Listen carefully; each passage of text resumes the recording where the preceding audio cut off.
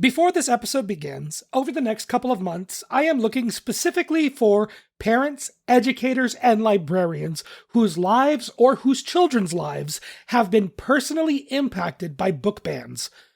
If you have a story you are willing to share publicly and to appear on camera using a first name basis, please reach out to bookfairpod@gmail.com, subject line Banned Books Week.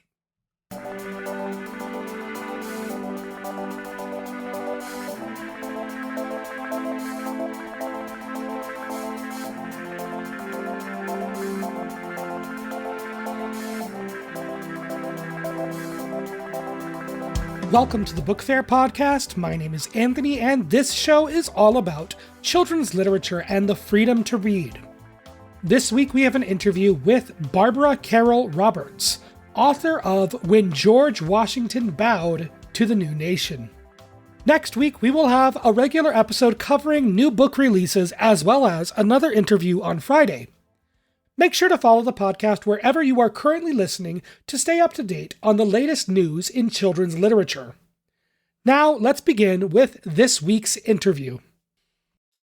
Hello, Barbara. How are you doing today? I'm good. How are you? I'm doing very well, all things considered. Can you start us off by introducing yourself for the audience and the book that we'll be discussing today? Yes, my name is Barbara Carroll Roberts, and I'm a children's writer. And the book that we're going to be talking about today is a nonfiction picture book. It's called When George Washington Bowed to the New Nation. And it's about the events after the Revolution and what happened then. And a lot of times when we hear about picture books, I mostly cover a lot of middle grade here on the podcast. So can you talk a little bit about what is entailed when it comes to writing a nonfiction picture book? Sure. Story time picture books, the books that you maybe sit with toddlers in the library or, are read by a teacher in preschool or kindergarten. Those are generally around 500 words or less. Some of them are much less. But a nonfiction picture book is usually written for children a little bit older. So in this case, in many school districts, certainly here in Virginia, in third and fourth grade, the history curriculum is early American history, and then in fourth grade is Virginia history. And of course, a lot of early American history happened in Virginia and the area around here, so they overlap. So nonfiction picture books are often written for kids in this age range, so maybe second through third, fourth grade, and they have many more words. So I'm not sure how many words this one has. My first nonfiction picture book had about 1,500 words.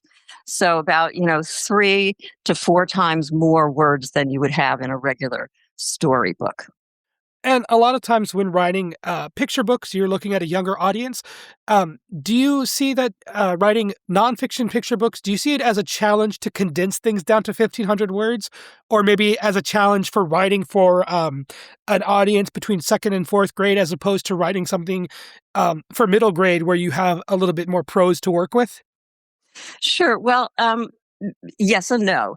So, in my former life, a long time ago, I wrote marketing and publicity materials for high-tech companies. And so in those situations, you had to be very precise and, write just the bare minimum number of words that you needed to convey something. And so that was actually kind of good training for writing for children, because the reality is, in both cases, you have to think about your audience, who your audience is, write directly for your audience. So I do write middle grade as well. I write middle grade fiction, and I actually find writing nonfiction easier because basically you gather your facts and you find the arc of the narrative within those facts and kind of line them up. At least that's the way I do it. I've heard other people say they think that nonfiction is much more difficult, but for me, it's easier to work with factual material and just figure out, where the story, quote, story is, where the narrative is within that amount of material. Whereas with novels, you have to make it all up, and it's hard for me. So, And when it comes to when George Washington bowed to the nation, what kind of research did you do going into this? How far did you look? Did you have an idea of what narrative you were going for? Did you want specifically to do after the Revolutionary War? Or was this something that you came across in your research? um, well, the way that this started was so my husband and many of our friends are graduates of the U.S. Naval Academy in Annapolis. And we were having lunch there one day, and one of our friends pointed to the State House there, it's still the old original State House that stands in the middle of a circle in Annapolis, pointed to the State House and said, that's where George Washington turned in his commission at the end of the war. And that's just sort of stuck in my mind for a long time. And eventually I decided I need to find out what that really means. And in one of the books, I actually live fairly close to Mount Vernon. So it's easy for me to get down there and see what they have in their bookstore and things. Um, so in one of the books that I was reading as initial resource, initial research, it talked about how at the end of the war, when George Washington turned in his commission and gave up being a general, that it happened right around Christmas, and he had promised his wife Martha that he would be home for Christmas. And so in the bookstore at Mount Vernon, I realized there were no children's books about Christmas at Mount Vernon. And I thought, oh, well, so that's a cool story.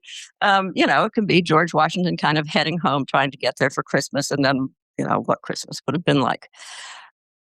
But as I was doing more research, I read some very big, thick books about George Washington. I realized that's not the story here. Christmas at Mount Vernon is a completely different story. The story here is the importance of what George Washington did by giving up his generalship, in essence, giving up his power and not doing what certainly people in Europe thought he would do, and indeed some people here thought he would do, which was declare himself the new king, which was throughout history. That's what happened when, one army beat another army. They would, the leader of that army would become emperor or czar or king. But that's not what George Washington did. And he and the members of the Continental Congress, John Hancock and Thomas Jefferson and James Madison, they knew that what they wanted to do was create a democracy. And so George Washington did not do that. He gave up his power and said, it's the people who have the power here in this new country.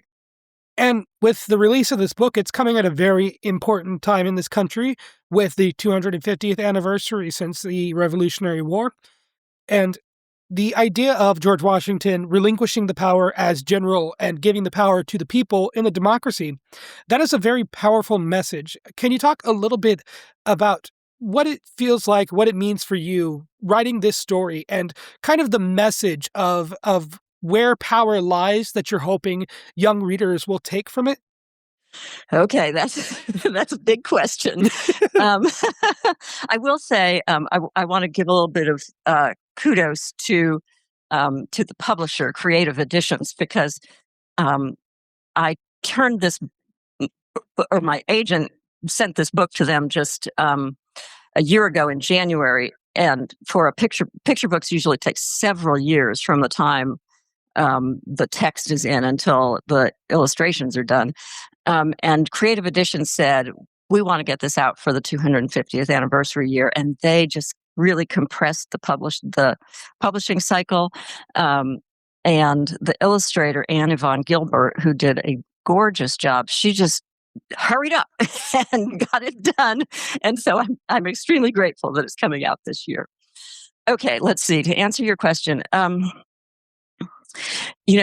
many historians believe that this event of George Washington giving up his power is one of the most important events in U.S. history because it set everything in motion. I mean, things were already in motion, right? Like I said, the other founders, they all knew what they wanted to do.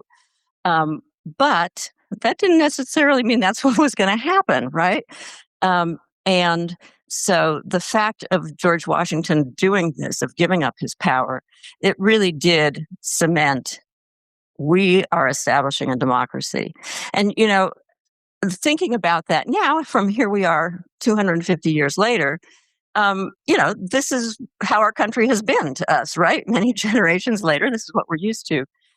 But that hadn't ever happened before, other than, in ancient Greece or something, when they had sort of a democracy or a republic. Or I'm not a scholar of ancient Greece, but anyway, there were no other governments in the world in the late 1700s that were democracies. They were all aristocracies, authoritarian governments, kingdoms, tsardoms, whatever. And so this was really a a leap for our founders to do this.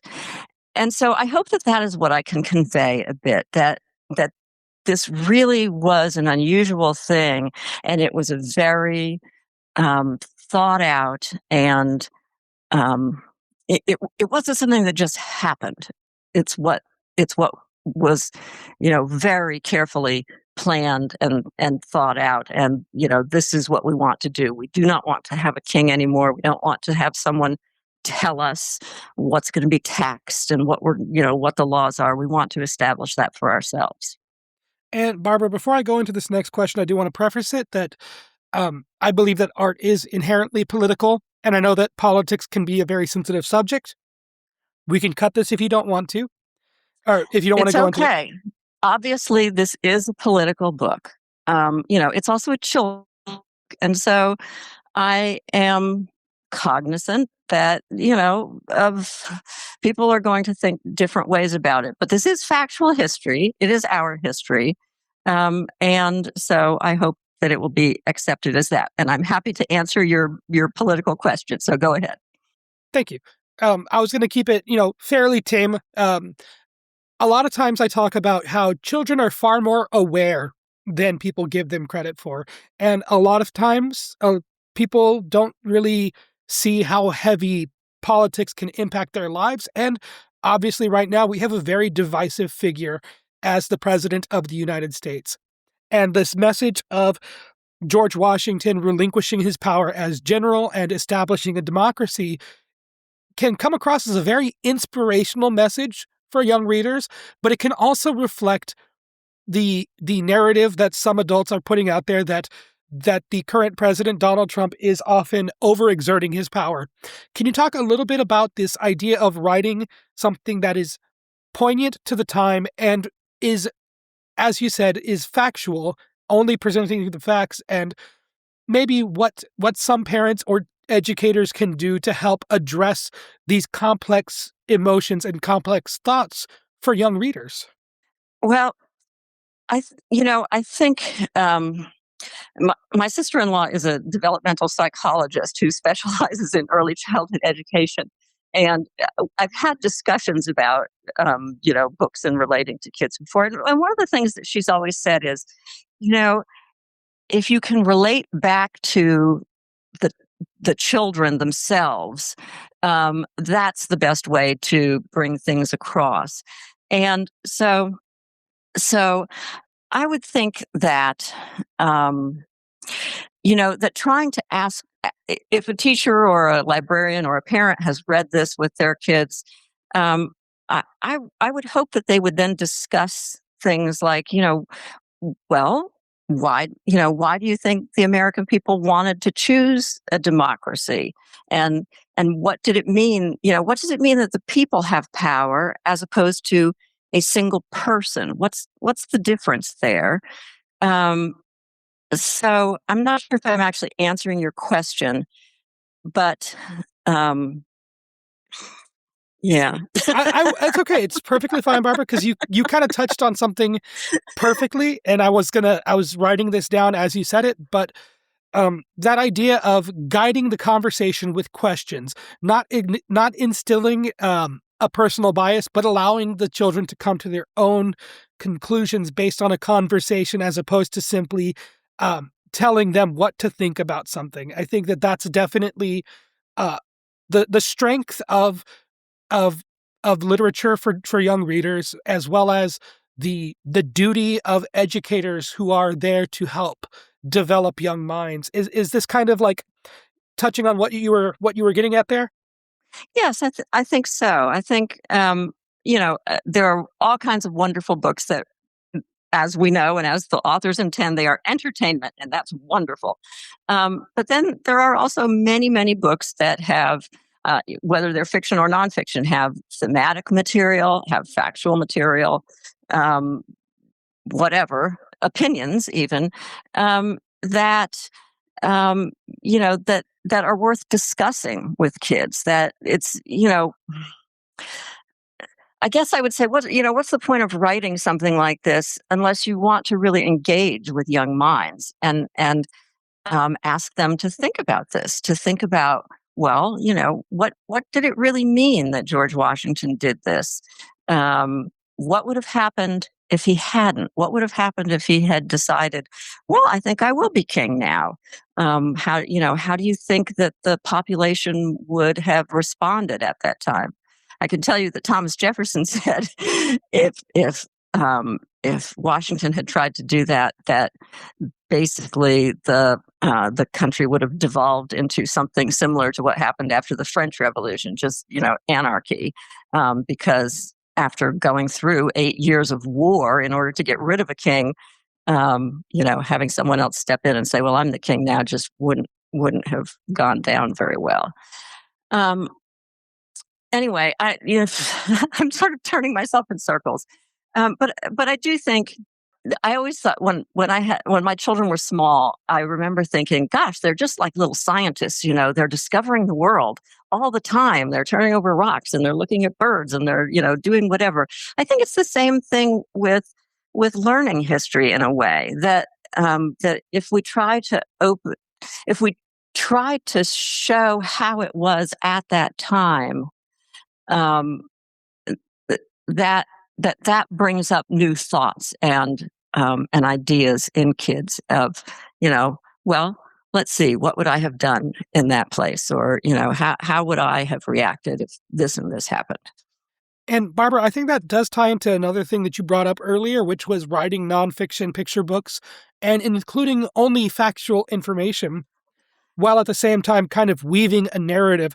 When it comes to presenting historical figures, be they from 20 years ago or 250 years ago, like with George Washington, can you talk a little bit about creating that narrative and where you kind of toe the line between presenting facts and building a narrative based off of speculation, and maybe where you kind of editorialize to present a story for young readers? Well, I hope that I did not editorialize. um, I think I can tell you definitely where I strayed a bit from exactly what I read was, describing the clink of swords and spurs on stirrups in the very beginning, only because I used to ride horses and I know that if you clank one iron thing or one metal thing against another, it clanks. And that indeed in the early morning, horses do blow and steam. And so I brought some of my own experience into that. But otherwise, I I did a lot of research, and um, you'll notice that the only actual quoted dialogue is what George Washington said in the State House when he was resigning, and that is taken exactly from the speech that he gave, because all of that is preserved at the State House in Annapolis. You know, I wrote this in a way that asks a lot of questions. What is George Washington going to do now?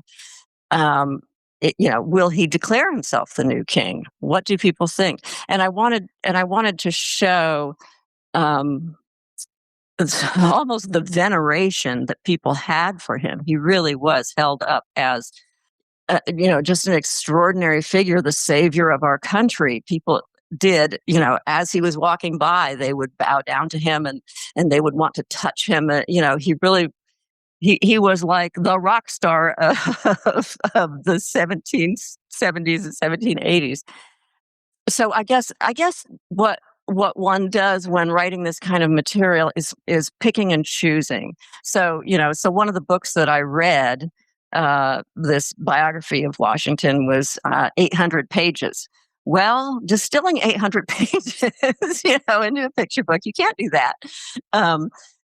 So I think that the real key to writing nonfiction for kids is finding small snippets of stories, rather than trying to show an entire life, show these important things that happen. Why is it that we remember this person? What are the important things that they did?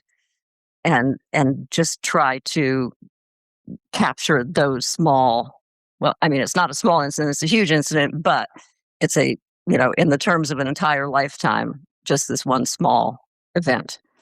And now, Barbara, as we're reaching, the end of this interview, I do have one final question that I like to ask all guests on the podcast.